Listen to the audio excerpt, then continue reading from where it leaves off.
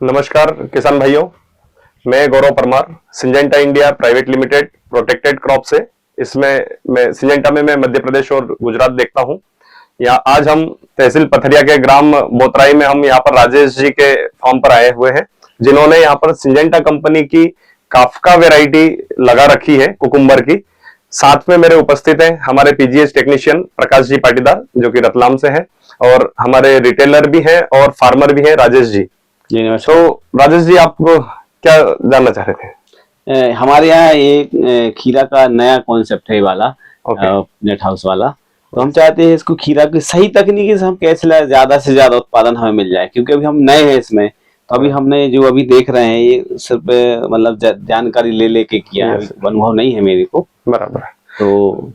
तो राजेश जी, सबसे पहले तो आपको धन्यवाद कि आपने इस क्षेत्र में नेट हाउस और पॉली हाउस के लिए अपना मतलब एक कदम आगे बढ़ाया। इससे निश्चित है कि फार्मरों को दो पैसा अधिक कमाने को मिलेगा। और रही बात एग्रोनॉमी प्रैक्टिस की, तो उसमें सिंजेंटा कंपनी और हमारी टीम आपके साथ में है। जैसा भी आपको एग्रोनॉमी सपोर्ट चाहिएगा वो हम आपको देने के लिए हमेशा तैयार है।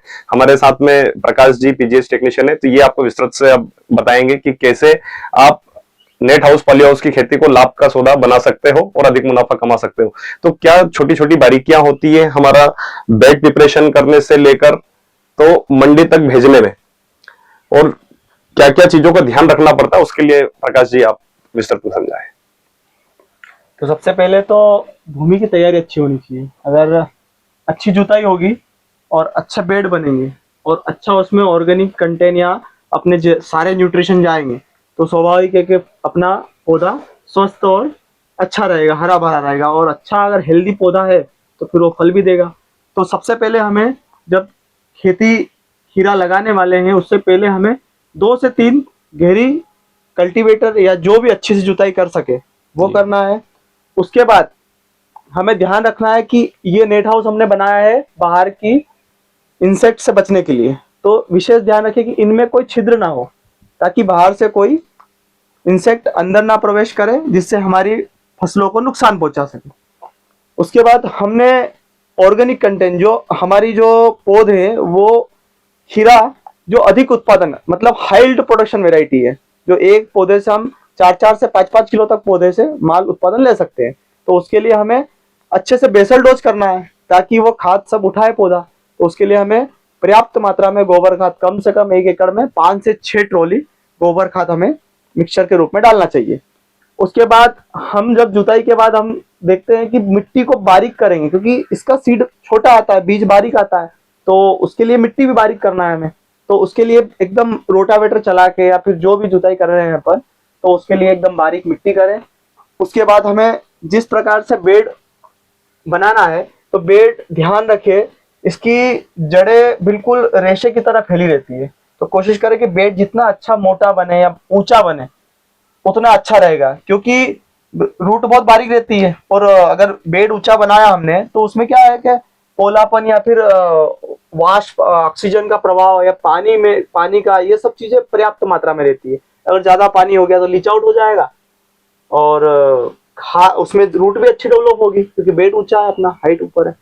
इसके अलावा हम उसके ऊपर जो न्यूट्रिशन प्राइमरी होते हैं, प्राइमरी सबसे पहले बात करें तो एनपीके, तो एनपीके वाले खाद डालना है। सेकेंडरी आपकी बात करें तो सल्फर, मैग्नीशियम और अपने बोरान, और ये सब चीजें डालनी है। इसके अलावा अगर और अच्छे से करना है हमें, तो इसमें रूट डेवलपमेंट के लिए माइक्रोराइजा है और बैक्टीरिया, एनपीके के बैक्टीरिया, वो भी अगर बेसल डोज में डालेंगे तो अच्छे से वही कोटिंग हो जाएगा। ऊपर से देना है ड्रिप अलग है विषय, पर यहाँ पर बेसल डोज में भी वो चीजें होनी आवश्यक है।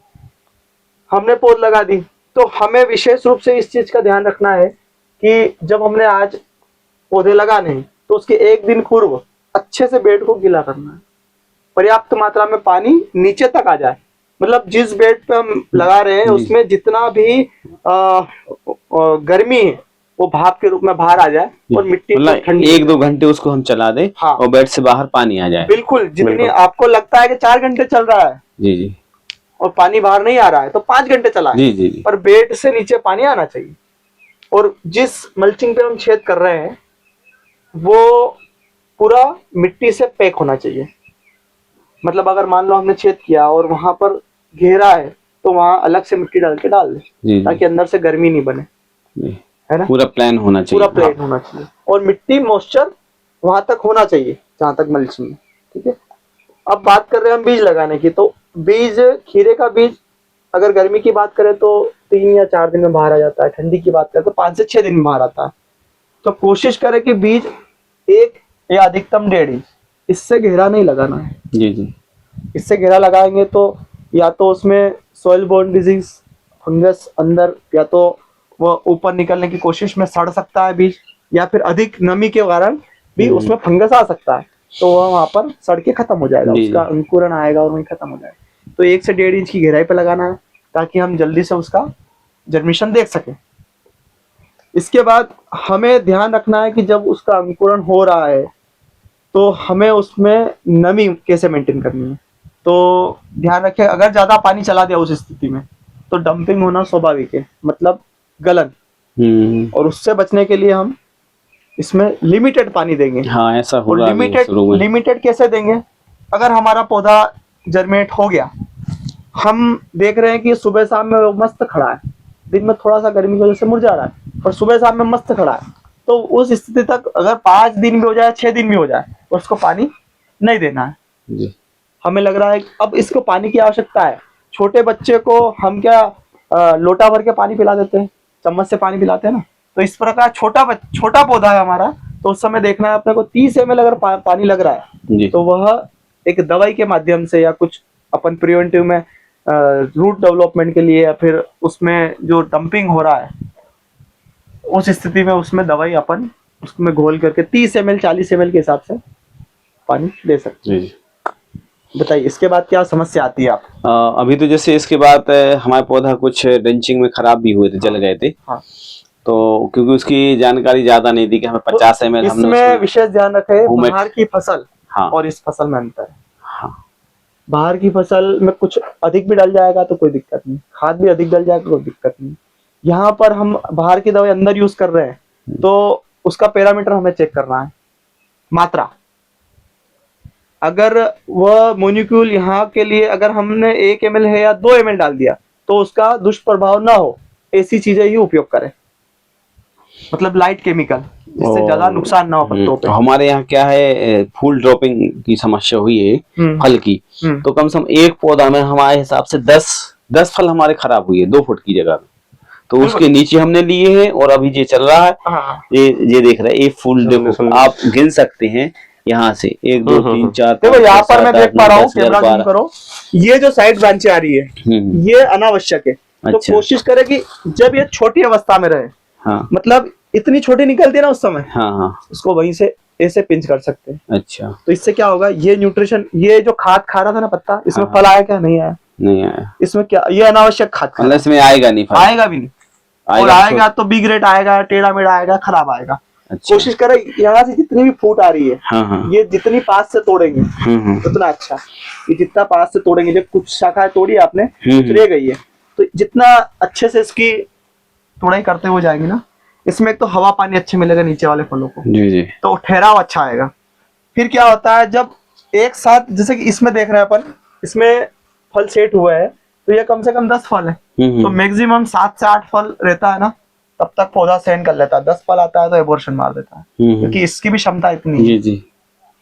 तो इसलिए ड्रॉपिंग की हाँ, समस्या। और ये जो टेढ़े मेरी एक शिकायत है, तो इसमें कुछ थ्रिप्स की दिक्कत है, और इसमें अगर अपन कैल्शियम ड्रिप से चला रहे तो कैल्शियम इमोबाइल होता है, मतलब वो चलता नहीं, इधर उधर मूवमेंट नहीं करता, स्थिर रहता है वो एक जगह तो पे। इस वजह से हम इस पे पत्तों पे भी कैल्शियम का स्प्रे कर सकते हैं। अच्छा, उसी का जो अभी ड्रिप से दिया? नहीं, उसके लिए अलग है। 11% में जो कैल्शियम आता है, इस अच्छा। वो नाइट्रेट फॉर्म में रहता है जो ड्रिप से आता है, हाँ। और ऊपर का स्प्रे होता है तो ऑक्साइड फॉर्म उससे ये हो समस्या में। नहीं आएगी, ये नहीं ये आएगी। कम आएगी। हाँ उसके अलावा जो आपका ये जो ड्रॉपिंग आ रही है, हाँ। ये मुख्य कैल्शियम की वजह से होता है, कैल्शियम और बोरान। या पानी कम हो?